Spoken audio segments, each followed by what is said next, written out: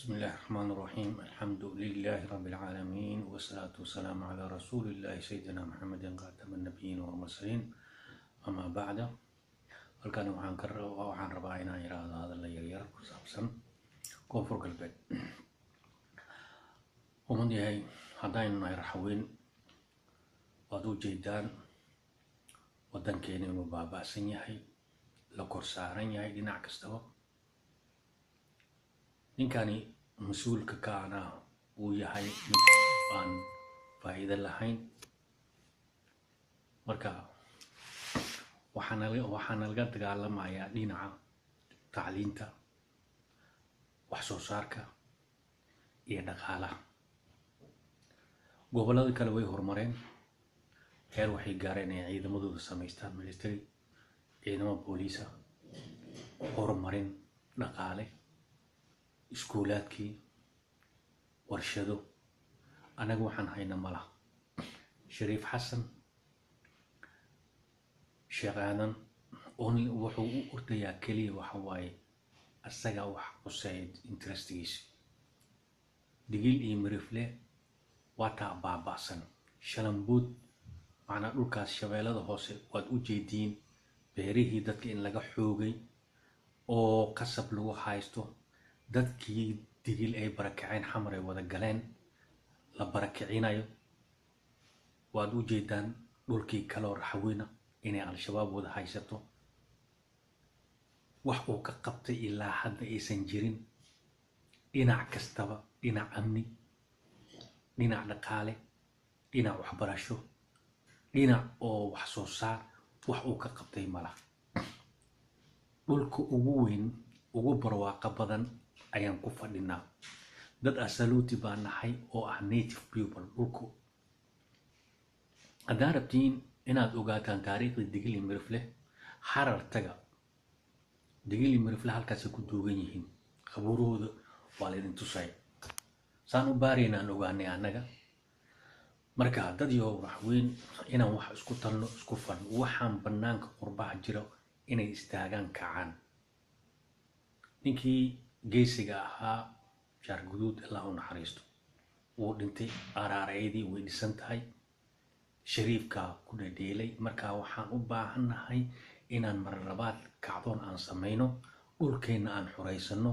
iskeenna aan u istaagno khayraadkeenna aan soo baxsano ummadeennii waa u jeedin way baahan yihiin dhulka ilaahay uuna siiyana dhulku soomaaliya ugu barbaaqisan badan maxaa waxaan dadkani maskaxiyeen ay nagala dagaalamayaan dhaqaale ahaan ay nagala dagaalamayaan horkac ay nagala dagaalamayaan shariif sakiinna waa ku saaciday horta shariifka horta in la baaro waayo horta raxweyn ma yahay waayo marka hore marka nin haddii tolkiisii uu baabi'inayo ma u malaynayo raxweyn yahay marka dad yahow raxweyne inaad kacdaan digil iyo mirifle dhulkiina iyo biimaal inaad u kacdaan oo aad xoojisaan midnimadiina ciidamadiina dhaqaalaha kulli inaad isu keentaan oo dhulkiinaas aad u tashataan digil waa 7 oo digil min 500 waxa waaye biimaal haddii lagu daro waa 4,000 oo ciidan 9 iyo 8 waxay noqonaysaa 8,500 marka haddii la isku daro 2,500 labada isku al-shabaabna waa ka xoreyn karnaa ummadan kale maleeshiyaadkana UNC oo xoog ku haysta shalambuud iyo dhulkaas waa laga xoreyn karaa marka aan tashano dhulkeenaas aan u tashano dadkeena aan ka bixina baahida barwaaqa dhul aan haysanaa oo ilaahayna siiyey oo ummadeena dhan deeqaya oo abaarta soo noqonayso waxa keenaya waa dadkana kor saaran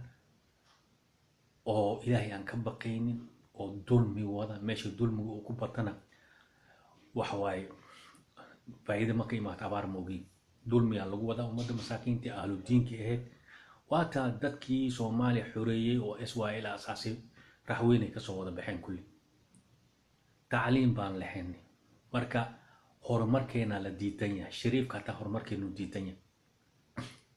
dadyow siyaasiyiintii culamaa u diintii iyo dhalinyaradii raxweyn waa inay kacaan oo ninkan aan iska qabanaa waddankeenaas aan badbaadinaa dadkeena aan badbaadinaa xoolaheena aan badbaadinaa dhulkeena aan badbaadinaa waddada waxa waa inaan hadda hakani inaan dhahno maaha waa inaan istaagnaa oo si dhab aan u istaagnaa oo aan wax u qabsanaa mideen markaa saasaan idin leeyahay dadyow waxaan idin leeyahay midnimo iyo guul iyo wadajir wanaagsan iyo qalbi furan وبالله توفيق والسلام عليكم ورحمة الله وبركاته.